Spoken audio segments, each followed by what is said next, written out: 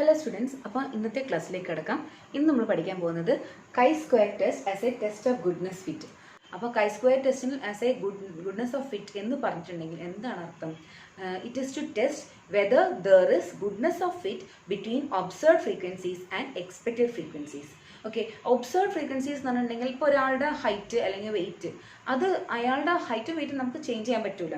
It is rigid, it's fixed അല്ലേ, നമുക്കത് മാറ്റാൻ പറ്റില്ല. ഒബ്സർവ് ഫ്രീക്വൻസി ഇപ്പം ഒരു ക്ലാസ്സിലെ കുട്ടികളുടെ എണ്ണം അത് കൃത്യമായിട്ട് ഉണ്ടായിരിക്കും, അത് നമുക്ക് പോയി ചേഞ്ച് ചെയ്യാൻ പറ്റില്ല. ഓക്കെ, ഒബ്സർവ് ഫ്രീക്വൻസി എന്ന് പറഞ്ഞാൽ അത് തന്നെയാണ് നമുക്ക് കിട്ടിയിരിക്കുന്ന ഡാറ്റകൾ അത്രയാണെങ്കിൽ. ഇപ്പം ഒരു കോയിൻ ടോസ് ചെയ്യാണ്, ഒരു 10 തവണ ടോസ് ചെയ്തു. അപ്പോൾ നമുക്ക് കിട്ടുന്ന ഒബ്സർവേഷൻ ഇങ്ങനെയാണ്: 6 ഹെഡും കിട്ടി, 4 ടെയിലും കിട്ടി. പക്ഷെ നമുക്ക് അവിടെ കിട്ടേണ്ടിയിരുന്നത് എങ്ങനെയാണ്? നമ്മുടെ എക്സ്പെക്റ്റഡ് ഫ്രീക്വൻസി. ഓക്കെ, അത് അവിടെ നമ്മൾ ആ കോയിൻ നല്ല കോയിൻ ആയിരുന്നെങ്കിൽ 5ഉം 5ഉം തന്നെ വരേണ്ടിയിരുന്നു അല്ലേ. അപ്പോൾ പക്ഷെ നമുക്ക് കിട്ടിയിരിക്കുന്നത് എന്താണ്? ഞാൻ കളിച്ചപ്പോൾ എനിക്ക് കിട്ടിയത് 6 ഹെഡും 4 ടെയിലും. വേറൊരു കുട്ടി കളിച്ചപ്പം കിട്ടിയത് 7 ഹെഡും 3 ടെയിലും. അപ്പം ഇങ്ങനെയാണ് കിട്ടിയിരിക്കുന്നത്. That is observed frequency. അവർക്ക് കിട്ടിയത് നമുക്ക് ഒരിക്കലും ചേഞ്ച് ചെയ്യാൻ പറ്റില്ല. പക്ഷേ ഞാൻ വിചാരിക്കുന്നത് എന്താണ്? ആ കോയിൻ നല്ല കോയിൻ ആണെങ്കിൽ, that is it is not biased അല്ലെങ്കിൽ അൺബയസ്ഡ് ആണെങ്കിൽ, അതായത് ഒരിക്കലും അതിനൊരു കുഴപ്പങ്ങളൊന്നും ഇല്ലെങ്കിൽ കറക്റ്റായിട്ട് നല്ല കോയിൻ ആണെങ്കിൽ അത് കാണിക്കേണ്ടത് 5:5 എന്നുള്ള റേഷ്യോയിലാണ്. 5 ഹെഡും കിട്ടണം, 5 ടെയിലും കിട്ടണം. അപ്പോൾ നമ്മുടെ എക്സ്പെക്റ്റഡ് ഫ്രീക്വൻസി എന്താണ്? ഈ 5 ഹെഡ്സ് 5 ടെയിൽസ്. ഓക്കെ, തന്നിരിക്കുന്നത് എന്താണ്? കിട്ടിയിരിക്കുന്നത് എന്താണ്? എനിക്ക് കിട്ടിയത് 6 ഹെഡ്സും 4 ടെയിലും, മറ്റേ കുട്ടിക്ക് കിട്ടിയിരിക്കുന്നത് 7 ഹെഡ്സും 3 ടെയിലും. ഓക്കെ, അപ്പം ഇതാണ് ഒബ്സർവ്ഡ് ഫ്രീക്വൻസി എക്സ്പെക്റ്റഡ് ഫ്രീക്വൻസി തമ്മിലുള്ള ആ ഡിഫറൻസ്. ഒബ്സർവ്ഡ് ഫ്രീക്വൻസിയും എക്സ്പെക്റ്റഡ് ഫ്രീക്വൻസിയും തമ്മിൽ എത്രത്തോളം ഫിറ്റ് ചെയ്യാനുള്ള chance, that is we are testing through goodness of fit. Okay, അപ്പോൾ ഗുഡ്നെസ് ഓഫ് ഫിറ്റ് എന്താണെന്നും ആദ്യം മനസ്സിലാക്കി. ഇനി നമുക്ക് അതിൻ്റെ പ്രൊസീജിയർ എങ്ങനെയാണെന്ന് നോക്കാം. പ്രൊസീജിയറിൽ നമുക്ക് 5 സ്റ്റെപ്സ് ആണല്ലോ. നേരത്തെ നമ്മൾ പഠിച്ചതിലും അതേ ദിവസത്തിലാണെങ്കിലും ടി ടെസ്റ്റിൻ്റെ കേസിലും F ടെസ്റ്റിൻ്റെ കേസിലും ഒക്കെ അല്ലേ നമ്മൾ പഠിച്ചത് 5 സ്റ്റെപ്പ് തന്നെ. ഇവിടെയും അതേപോലെ തന്നെ ഒരു 5 സ്റ്റെപ്പാണുള്ളത്. പക്ഷേ ഇവിടെ നോർമൽ പോപ്പുലേഷൻ എന്നുള്ള ഒരു കോൺസെപ്റ്റ് ഇല്ല. ഓക്കെ, നമുക്ക് Z ആണെങ്കിലും T ആണെങ്കിലും F ആണെങ്കിലും എന്തായിരിക്കണം? നോർമൽ പോപ്പുലേഷൻ ആയിരിക്കണം. പക്ഷേ ഇവിടെ chi-squareന് ആ കേസില്ല. Form of the population is not at all mentioned. Okay, അപ്പോൾ നമ്മൾ chi-square ടെസ്റ്റിൽ ടെസ്റ്റ് ഓഫ് ഗുഡ്നെസ് ഓഫ് ഫിറ്റിലെ 5 സ്റ്റെപ്സ് നോക്കാം. First, as usual, setting up of null hypothesis. Setup null hypothesis. Null hypothesis ഇവിടെ സെറ്റ് ചെയ്യുന്നത് H0 such that there is, ശ്രദ്ധിക്കണേ, there is goodness of fit between expected frequencies and observed frequencies എന്നാണ് ഇത്. Okay, ഞാൻ നേരത്തെ പറഞ്ഞതിൽ നിന്ന് ചെറിയൊരു മാറ്റമുണ്ട്, ശ്രദ്ധിക്കണം. രണ്ടാമതായിട്ട് H1 സെറ്റ് ചെയ്യുന്നത് എങ്ങനെയാ? There is no goodness of fit between expected frequencies and observed frequencies. Okay, രണ്ടാമത്തെ സ്റ്റെപ്പായ find chi-square is equal to sigma O minus E whole square by E. ഇതാണ് നമ്മുടെ മെയിൻ ഫോർമുല. chi-squareന്റെ ഫോർമുല എന്ന് പറയുന്നത് sigma of, കണ്ടോ, sigma whole കഴിഞ്ഞിട്ടാണ് sigma, ഇത് whole ആയിട്ടുള്ള സിഗ്മയാണ്, എല്ലാത്തിനും കൂടെ മൊത്തത്തിലുള്ളതാണ്. O minus E whole square. O എന്താണ്? Observed frequency. E expected frequency whole square divided by expected frequency. Okay, observed frequency is expected frequency. അടുത്തതിൽ കമ്പ്യൂട്ട് DF, ഡിഗ്രി ഫ്രീഡം ആണ്. That is equal to n minus r minus 1 where r is equal to n number of independent constraints to be satisfied by the frequencies. Independent constraints മിക്ക കണക്കുകളിലും 0 ആയിരിക്കും. അപ്പോൾ നിങ്ങളെ സംബന്ധിച്ചിട്ട് നിങ്ങൾ ഇത്രയും പഠിച്ചു വെച്ചാൽ മതി. Degree freedom is equal to n minus 1. Okay, n minus 1 മാത്രം പഠിച്ചു വെച്ചാൽ മതി. ഞാൻ ആ സ്റ്റെപ്പിൽ അങ്ങനെ തന്നുള്ളൂ, കൺഫ്യൂഷൻ ആവേണ്ട ആവശ്യമില്ല. n minus 1 മതി കേട്ടോ. ഒപ്റ്റെയിൻ, നാലാമത്തെ step, obtain table value. chi-square table value നോക്കാൻ നമുക്ക് ആൽഫ കൂടിയേ തീരുള്ളൂ. പിന്നെ ഡിഗ്രി ഫ്രീഡം എങ്ങനെയാണ്? n minus r minus 1 ആണ്. r മിക്കപ്പോഴും 0 ആയിരിക്കും. ദാറ്റ് ഈസ് n minus 1 മതി കേട്ടോ. ഇനി decision making, last step as usual. Last step chi-square value is less than chi-square table value ആണെങ്കിൽ accept H0. chi-square value is greater than chi-square table value ആണെങ്കിൽ reject H0. നമുക്ക് എന്താണോ conclude ചെയ്യേണ്ടതെന്ന് വെച്ചാൽ അങ്ങനെ കൺക്ലൂഡ് ചെയ്യാം. ഓക്കെ, അപ്പോൾ നമുക്ക് ഒരു ക്വസ്റ്റ്യനിലേക്ക് കിടക്കാം.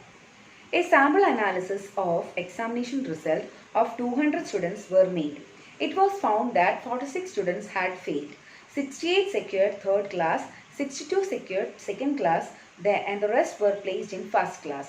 Are these figures commensurate with the general examination results, which is in the ratio of 2:3:3:2 for various categories respectively? അപ്പോൾ നമ്മളോട് ചോദിച്ചിരിക്കുന്ന ക്വസ്റ്റ്യൻ ഒന്നുകൂടെ വിശദമായിട്ട് നമുക്ക് നോക്കാം. നമ്മൾ ഒരു എക്സാമിനേഷൻ റിസൾട്ട് തന്നിട്ടുണ്ട്. അത് 200 സ്റ്റുഡൻസിൻ്റെയാണ്. ഒരു സാമ്പിളാണ് എടുത്തിരിക്കുന്നത്. ചിലപ്പം ഏതെങ്കിലും ഒരു കോളേജിൻ്റെ റിസൾട്ട് ആയിരിക്കാം. ഓക്കെ, അപ്പോൾ നമ്മൾക്ക് ഇങ്ങനെ ആലോചിക്കാം, നമ്മുടെ കോളേജിലെ കുട്ടികളുടെ റിസൾട്ട് ആണെന്ന് വിചാരിച്ചോട്ടെ. 200 സ്റ്റുഡൻസ് ഉണ്ട് നമ്മുടെ കോളേജിൽ. അങ്ങനെയാണെങ്കിൽ അവരുടെ റിസൾട്ട് ഇങ്ങനെയാണ്. 46 സ്റ്റുഡൻസ് ഹാഡ് ഫെയിൽഡ്. 46 കുട്ടികൾ ഫെയിൽ ആയിട്ടുണ്ട്. അപ്പോൾ ഞാനിന്ന് റിസൾട്ട് കിട്ടിയതൊന്ന് എഴുതി വെക്കുന്നുണ്ട്. സോ ടോട്ടൽ എത്രയാണ്? ടോട്ടൽ 200 ആണ് അല്ലേ?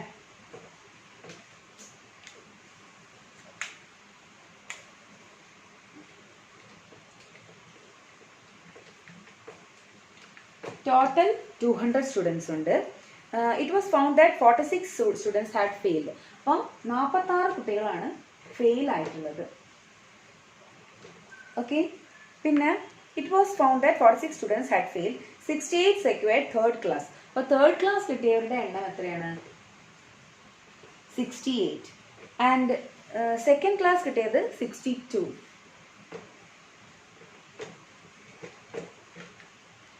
And the rest were placed in first class. അപ്പോൾ ഫസ്റ്റ് ക്ലാസ് കിട്ടിയവർ എത്രയാണെന്നുള്ളത് നമുക്ക് ആദ്യം ഒന്ന് കണ്ടെത്തണം. അപ്പം മൊത്തം 200 കുട്ടികളുണ്ട്. ഇതിൽ ഇപ്പം കിട്ടിയ മാർക്സ് എത്രയാണ്? 46 + 68 + 62 എത്ര കിട്ടും? 176 അല്ലേ? ഓക്കെ, 176 ആണ്. ഇത് മൂന്നും കൂടെ കൂട്ടിക്കഴിഞ്ഞാൽ കിട്ടുക. അപ്പം 200 നിന്ന് 176 കുറച്ച് കഴിഞ്ഞാൽ 24. അപ്പോൾ 24 കുട്ടികൾക്കാണ് ഫസ്റ്റ് ക്ലാസ് കിട്ടിയിരിക്കുന്നത്. ഓക്കെ, അപ്പോൾ 24 കുട്ടികൾക്ക് ഫസ്റ്റ് ക്ലാസ് കിട്ടിയിട്ടുണ്ട്. ഇനി ഇതെന്താണ് ചോദിച്ചിരിക്കുന്നത്? ഓക്കെ, അപ്പം നമുക്ക് ചെയ്യാനുള്ളത് എന്താണ്? R these figures commensurate with the general examination results, which is in the ratio of 2:3:3:2 for various categories results. അപ്പം ഈ ഫിഗേഴ്സ് ഒക്കെ, അതായത് ഈ ഫിഗേഴ്സ് ഒക്കെ commensurate with the general examination result. General examination റിസൾട്ടിൻ്റെ റേഷ്യോ ആണ് തന്നിരിക്കുന്നത് 2:3:3:2. ഈ സാമ്പിളും ഈ ജനറൽ റിസൾട്ടും തമ്മിൽ മാച്ച് ചെയ്യുന്നുണ്ടോ? കമൻസുറേറ്റ് എന്നുണ്ടെങ്കിൽ മാച്ച് ചെയ്യുന്നുണ്ടോ? ഓക്കെ, ഇപ്പോൾ രണ്ട്, അതായത് ഇപ്പോൾ ഇവിടെ തന്നിരിക്കുന്നതാണ് ഒബ്സർവ്ഡ് ഫ്രീക്വൻസി, ഇതാണ് എക്സ്പെക്റ്റഡ് ഫ്രീക്വൻസി. ഇത് എക്സ്പെക്റ്റഡ് ഫ്രീക്വൻസി അല്ല, ആക്ച്വലി ഇത് ജനറൽ റിസൾട്ടിൻ്റെ ഒരു റേഷ്യോ ഫോമിലാണ് എക്സ്പെക്റ്റഡ് ഫ്രീക്വൻസി നമ്മൾ കണ്ടെത്തണം. ഓക്കെ, അപ്പോൾ ആ ഒബ്സർവ്ഡ് ഫ്രീക്വൻസിയും എക്സ്പെക്റ്റഡ് ഫ്രീക്വൻസിയും തമ്മിൽ എത്രത്തോളം ഫിറ്റ് ചെയ്യുന്നു, ഗുഡ്നെസ് ഓഫ് ഫിറ്റ് ആണ് നമ്മൾ ചെക്ക് ചെയ്യുന്നത് അല്ലേ. ഈ പ്രോബ്ലത്തിൽ ഫസ്റ്റ് തന്നെ നമുക്ക് H0 H1 സെറ്റ് ചെയ്യുന്നു അല്ലേ. First step setting up of null hypothesis and alternative hypothesis. അപ്പോൾ നമ്മൾ എങ്ങനെ സെറ്റ് ചെയ്യുമ്പോൾ there is goodness of fit between the observed frequency and expected frequency എന്ന് എഴുതും. അതുപോലെ H1 എന്ന് പറയുന്നത് there is no goodness of fit between expected frequency and observed frequency എന്ന് എഴുതും. അതല്ല, ഈ ഒരു ക്വസ്റ്റ്യൻ്റെ ഫോമിൽ എഴുതണമെന്നുണ്ടെങ്കിൽ അങ്ങനെയും നമുക്ക് എഴുതാം. ഓക്കെ, അപ്പോൾ അതെങ്ങനെയാണെന്ന് നോക്കാം. Are these figures commensurate with the general examination results എന്നല്ലേ ചോദിച്ചു. അപ്പം these figures commensurate with the examination results എന്നുള്ളത് നമ്മൾ H0 ആയിട്ടും these figures do not commensurate with the general examination results എന്ന് H1 ആയിട്ടും സെറ്റ് ചെയ്യും. ഓക്കെ, നിങ്ങൾക്ക് ഏതെങ്കിലും ഒരു മെത്തേഡ് ചൂസ് ചെയ്യാം. ഇപ്പം ആദ്യത്തെ മെത്തേഡ് നമ്മൾ ജനറൽ മെത്തേഡ് ഇങ്ങനെ എഴുതി വെക്കും, അഥവാ H0. ഓക്കെ, ഇത് രണ്ടും കൂടെ എഴുതണ്ട കേട്ടോ, ഏതെങ്കിലും ഒന്ന് എഴുതാൻ മതി. These figures commensurate with the general examination results.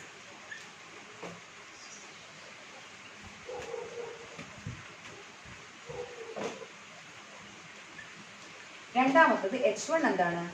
These figures do not commensurate with the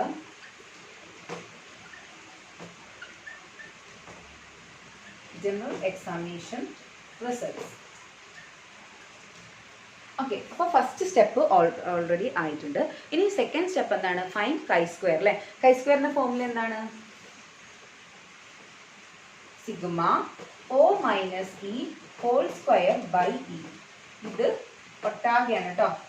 പലരും വരുത്തുന്ന തെറ്റ് എന്താണെന്ന് വെച്ചാൽ, ഇത് ഇങ്ങനെ എഴുതുന്നതിന് പകരം പലരും ഈ സിഗ്മേനെ പിടിച്ചിട്ട് മുകളിൽ കൊണ്ടുവരും, എന്നിട്ട് എഴുതും. അപ്പം മൊത്തം തെറ്റും.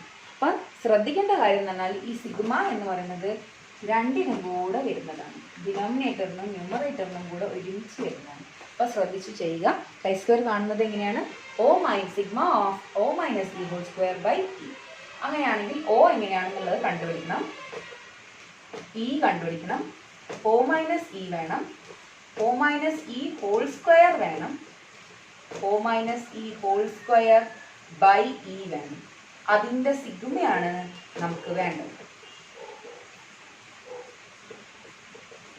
ഓക്കെ, അപ്പം ഇതാണ് നമുക്ക് കണ്ടുപിടിക്കേണ്ടത്. അപ്പം അതിനായിട്ട് നമുക്ക് എന്തൊക്കെയാണ് തന്നിരിക്കുന്നത് നോക്കാം. ഒബ്സർവ്ഡ് ഫ്രീക്വൻസി എന്ന് പറഞ്ഞാൽ എന്താ? സാമ്പിളിൻ്റെ ഈ തന്നിരിക്കുന്നതാണ് ഒബ്സർവ്ഡ് ഫ്രീക്വൻസി. അപ്പോൾ അത് നമുക്ക് ഡയറക്റ്റ് ആയിട്ട് അവിടെ ഇരുന്ന് എഴുതിയാൽ മതി. Next expected frequency. Expected frequency ഏതിൻ്റെ ബേസിലാണ് കാണേണ്ടത്? ഈ റേഷ്യോനെ ബേസ് ചെയ്തിട്ടാണ് അല്ലേ. അപ്പം നമുക്കത് കാണാം. അപ്പോൾ ഞാനൊന്നും വായിച്ചിട്ട് നമുക്കത് വലുതാക്കിയിട്ട് കാണാം. സി, അതിൻ്റെ ടോട്ടലാണ് വേണ്ടത്. കൈ സ്ക്വയറിൻ്റെ ഫോർമുല എന്താണ്? Chi square is equal to sigma of O minus E whole square by E. ഇതാണ് നമുക്ക് കാണുന്നത് അല്ലേ. അപ്പോൾ ഒബ്സർവ് ഫ്രീക്വൻസി ഇതാണ്. 46, 68, 62 and 24. കുഴപ്പമില്ല, അതവിടെ തന്നതുകൊണ്ട് പെട്ടെന്ന് തന്നെ എഴുതിയെടുക്കാൻ പറ്റും. ഇനി എക്സ്പെക്റ്റഡ് ഫ്രീക്വൻസി എങ്ങനെ കാണും? അവിടെ കിട്ടേണ്ട മാർക്ക്, അതായത് 200 കുട്ടികളിൽ എങ്ങനെയാണ് ഫെയിലിയർ സ്റ്റുഡൻസിൻ്റെ നമ്പർ ഉണ്ടാവേണ്ടത്? തേർഡ് ക്ലാസ് കുട്ടികളുടെ എണ്ണം എത്രയാണ്? സെക്കൻഡ് ക്ലാസ് കിട്ടിയ കുട്ടികളുടെ എണ്ണം എത്രയാണ്? ഫസ്റ്റ് ക്ലാസ് കിട്ടിയ കുട്ടികളുടെ എണ്ണം എത്രയായിരിക്കണം അല്ലേ. അതാണ് നമ്മുടെ എക്സ്പെക്റ്റഡ് ഫ്രീക്വൻസി. അപ്പോൾ അതെങ്ങനെ കാണും? ഒരു ഫോർമുല ഉണ്ട് കേട്ടോ. എക്സ്പെക്റ്റഡ് ഫ്രീക്വൻസി കാണുന്ന ഫോർമുല ഈ കേസിൽ വേണമെങ്കിൽ ഇങ്ങനെ പറയാം. Expected frequency is equal to n into probability. n into probability. Okay, അപ്പോൾ ഇവിടെ n എന്ന് പറയുന്നത് എന്ത് വരും? n എന്ന് പറഞ്ഞാൽ നമ്മുടെ ടോട്ടൽ വാല്യൂ ആണ് n, 200. പ്രോബബിലിറ്റി, അതായത് പ്രോബബിലിറ്റി ഓഫ് തേർഡ് പ്ലേസ് അല്ല സോറി ഫെയിലിയർ സ്റ്റുഡൻസ് ഉണ്ടാവാനുള്ള ചാൻസ് എത്രയാണ്? 2 out of this one. 2:3:3:2.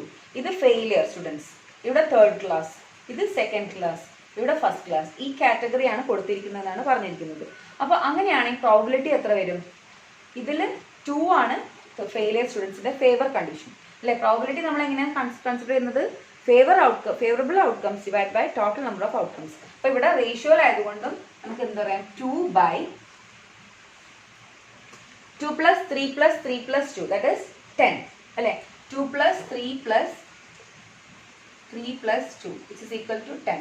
That is 2/10. Probability എപ്പോഴും എങ്ങനെയാണ്?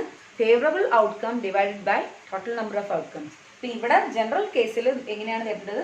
200 × n/10. That is n/l 2/10.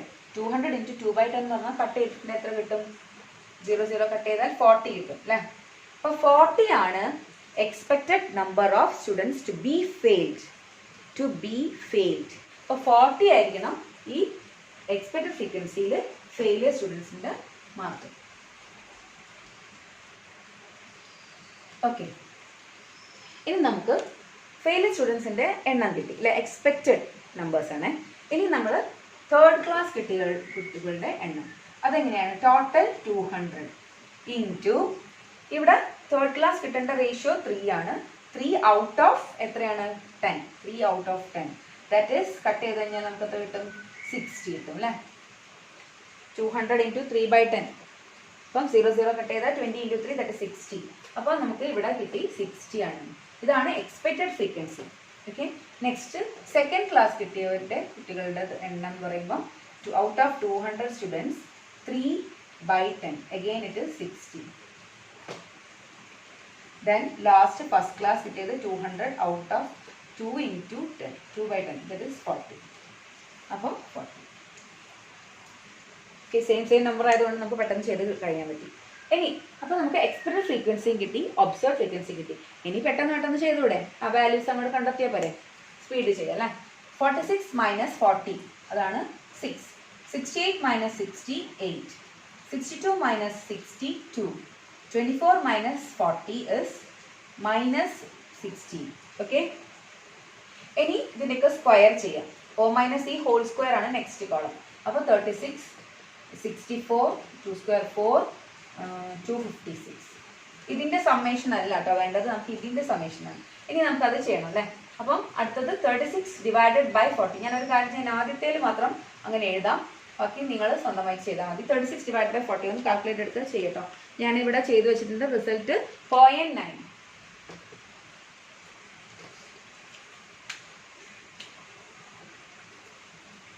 Okay, next 64 by 60. 64 by 60 അത് എത്ര വരും? കാൽക്കുലേറ്റ് എടുത്ത് നോക്കുക, ചെയ്ത് നോക്കുക. 1.0667. 1.0667. Next 4 by 60, that is 0.0667. 0.0667. Next 256 divided by 40. അത് എത്രയാണ്? ഓക്കെ, അപ്പോൾ ഇത്രയാണ് നമുക്ക് കിട്ടിയിരിക്കുന്നത്, 6.4000. ഓക്കെ, അപ്പോൾ നമുക്ക് ഇതിൻ്റെ ടോട്ടലാണ് കിട്ടേണ്ടത് അല്ലേ? സിഗ്മ ഓഫ് എന്താണ് കിട്ടേണ്ടത് നമുക്ക്? Sigma of O minus E whole square by E, അതിൻ്റെ സിഗ്മയാണ് കിട്ടേണ്ടത്. അപ്പോൾ ഇതിൻ്റെ ടോട്ടൽ കിട്ടണം. That is what is chi square. Okay, അപ്പോൾ അതൊന്ന് കാൽക്കുലേറ്റ് എടുക്കുക ചെയ്യുക. 8.4334 ആട്ടോ. 8.4334. അപ്പോൾ കൈ സ്ക്വയർ വാല്യൂ കിട്ടി. ഇനി നമ്മൾ നെക്സ്റ്റ് വാല്യൂ എന്താ കണ്ടത്? ഡിഗ്രി ഫ്രീഡം അതുപോലെ ആൽഫയും വെച്ചിട്ട് നമുക്ക് ടേബിൾ വാല്യൂ, കൈ സ്ക്വയർ ടേബിൾ വാല്യൂ കാണാം. അടുത്ത സ്റ്റെപ്പായിട്ടുള്ള കൈ സ്ക്വയർ ടേബിൾ വാല്യൂ കാണാൻ ആരൊക്കെയാണ് ആവശ്യം? ആൽഫയും ഡിഗ്രി ഫ്രീഡം. അതെങ്ങനെയാണ് കാണുന്നത്? ആൽഫ പ്രത്യേകിച്ച് ഇവിടെ ഒന്നും പറയാത്തത് കൊണ്ട് നമുക്ക് 95%, ദാറ്റ് ഈസ് 0.05 എടുക്കണം അല്ലേ? Alpha is equal to 0.05. Degree freedom ആണെങ്കിലോ n-1 കേട്ടോ. n-1. n എന്ന് പറഞ്ഞാൽ അവിടെ എത്ര വരും? 1 2 3 4. 4 ഒബ്സർവേഷൻ. 4 - 1 is 3. That is 0.053. സ്ക്വയറിൻ്റെ ടേബിൾ കാണാൻ പറ്റുന്നുണ്ടല്ലോ. ഇതാണ് നമ്മുടെ കൈ സ്ക്വയറിൻ്റെ ടേബിൾ. അപ്പോൾ കൈ സ്ക്വയറിൻ്റെ ടേബിളിൽ നമുക്ക് എങ്ങനെയാണ് നോക്കേണ്ടത്? 0.05 എടുക്കണം, അത് 3 നോക്കണം. 0.05, 0.005, 0.01, 0.025, 0.05 എന്നൊക്കെ പറഞ്ഞിട്ട് മുകളിൽ ടോപ്പിൽ ഇങ്ങനെ എഴുതിയിട്ടുണ്ട്, കാണുന്നുണ്ടോ?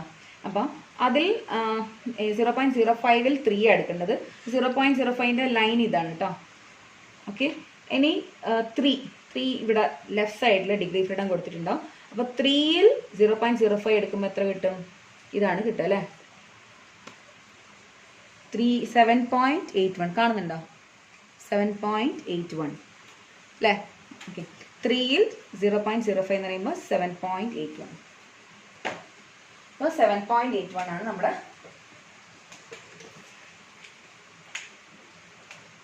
7.81 ആണ് നമ്മുടെ ടേബിൾ വാല്യൂ. ഇനി നമ്മൾ നെക്സ്റ്റ് സ്റ്റെപ്പായിട്ടുള്ള എന്താണ് നെക്സ്റ്റ് സ്റ്റെപ്പ്? നമുക്ക് ഡിസിഷൻ എടുക്കണം. അതിന് നമുക്കൊരു ഫോർമുല ഉണ്ട് അല്ലേ?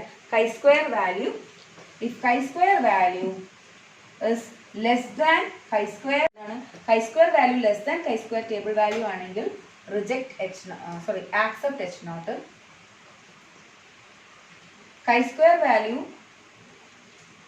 Greater than chi square table value ആണെങ്കിൽ റിജക്ട് H നോട്ട് അല്ലേ? ഇതിൽ കയറിയിട്ട് നിങ്ങൾ നോർമൽ വരയ്ക്കരുത് കേട്ടോ. നോർമൽ കർവ് വരയ്ക്കേണ്ട. നോർമൽ പോപ്പുലേഷൻ അല്ലല്ലോ കൈ സ്ക്വയറിൽ ഡിഫൈൻ ചെയ്യുന്നത്. വേണേൽ നിങ്ങളൊരു ലൈൻ വരച്ചോ, എന്നിട്ട് ആ ക്രൈറ്റീരിയൻ്റെ അവിടെ നിന്ന് അങ്ങോട്ടേക്ക് റിജക്ഷൻ റീജിയനായിട്ടോ അതിൻ്റെ തൊട്ട് ബാക്കിൽ വരുന്നതൊക്കെ ആക്സെപ്റ്റൻസ് റീജിയനായിട്ട് വേണമെങ്കിൽ വരയ്ക്കാം, ലൈനായിട്ട് വരയ്ക്കാം. നോർമൽ കർവ് വരയ്ക്കരുത്, കാരണം കൈ സ്ക്വയർ നോർമൽ ഡിസ്ട്രിബ്യൂഷൻ അല്ല. ഓക്കെ, ഇനി നമുക്ക് ഇത് നോക്കാം. റിസൾട്ട് വെച്ചിട്ട് chi square less than chi square table value ആണെങ്കിൽ ആക്സെപ്റ്റ് H നോട്ട്. അപ്പോൾ നമുക്ക് കിട്ടിയിരിക്കുന്ന വാല്യൂ ഞാനൊരു കാര്യം ഇവിടെ ഒന്ന് വായിക്കാം. സ്ക്വയർ വാല്യൂ എത്രയാണ് കിട്ടിയിരിക്കുന്നത്? കൈ സ്ക്വയർ വാല്യൂ നമുക്ക് കിട്ടിയിരിക്കുന്നത് 8.433. അപ്പോൾ കൈ സ്ക്വയർ വാല്യൂ 8.4334 ആണ്. കൈ സ്ക്വയർ ടേബിൾ വാല്യൂ എത്രയാണ്? 7.81. അപ്പോൾ നിങ്ങൾക്ക് അറിയാം ദിസ് ഇസ് ലെസ് ദാൻ അല്ലേ? Chi square table value is less than chi square value, അല്ലെങ്കിൽ chi square value is greater than chi square table value എന്ന് പറയാം അല്ലേ? അപ്പോൾ ഇതാണ് chi square value is greater than chi square table value ആണെങ്കിൽ എന്താണ്? Reject H naught. അപ്പോൾ reject H naught ആണ് നിങ്ങൾക്ക് മനസ്സിലാവും. അപ്പോൾ തന്നെ നിങ്ങൾക്ക് കൺഫ്യൂഷൻ വരുന്ന ആൾക്കാർ എന്ത് ചെയ്യണം വെച്ചാൽ ഒരു ലൈൻ അങ്ങോട്ട് വരയ്ക്കുക, എന്നിട്ട് നിങ്ങൾ ക്രൈറ്റീരിയ സെറ്റ് ചെയ്യുക. ക്രൈറ്റീരിയ എത്രയാണ്? അവർ ടേബിൾ വാല്യൂ 7.81. 7.81ന് റൈറ്റ് സൈഡിലേക്ക് വരുവാണെങ്കിൽ റിജക്ഷൻ റീജിയൻ ആയിട്ടും ബാക്കോട്ടേക്ക് അതായത് ലെഫ്റ്റ് സൈഡിലോട്ട് വരികയാണെങ്കിൽ ആക്സെപ്റ്റൻസ് റീജിയൻ ആയിട്ടും കൺസിഡർ ചെയ്യാം. അപ്പോൾ ഇത് റിജക്ഷൻ, ഇത് ആക്സെപ്റ്റൻസ്. അപ്പം 7.81 കഴിഞ്ഞിട്ടല്ലേ വരുന്നത് 8.43334. ഓക്കെ, അപ്പോൾ ഇത് റിജക്ഷൻ റീജിയനിലാണ്. So it is rejected. അപ്പോൾ ഒരു കാരണവശാലും നിങ്ങൾ കൈ സ്ക്വയറിൽ നോർമൽ പോപ്പുലേഷൻ നോർമൽ കർവ് വരയ്ക്കരുത്. ഓക്കെ, അറ്റ്ലീസ്റ്റ് അതൊന്ന് ശ്രദ്ധിക്കുക. ഒരു ലൈൻ വരച്ചോ, കുഴപ്പമില്ല. അപ്പം ഇത് മനസ്സിലായി കഴിഞ്ഞാൽ റിജക്ട് H0 എഴുതാം. റിജക്ട് H0 എന്ന് പറഞ്ഞാൽ അർത്ഥം എന്താ? H0 is rejected. This one is rejected. Reject H0 എന്ന് പറഞ്ഞാൽ ആരെ ആക്സെപ്റ്റ് ചെയ്യണം? Accept H1. ഈ H1 എന്തായിരുന്നു? There is no goodness of fit between observed frequency and expected frequency. അപ്പം നമ്മൾ നേരത്തെ എഴുതിയ അതായത് are these figures commensurate with the general examination results എന്ന് ചോദിച്ചപ്പോൾ നമ്മൾ എഴുതിയത് H0 എന്തായിരുന്നു? These figures commensurate with the general examination result എന്നും അതുപോലെ H1 these figures do not commensurate with the examination results എന്നും. അപ്പോൾ നമുക്കിവിടെ accept H1 എന്ന് പറഞ്ഞാൽ എന്ത് വരും? These figures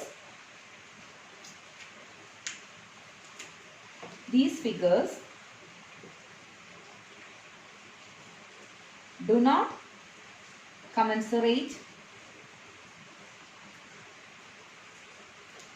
with the general examination results.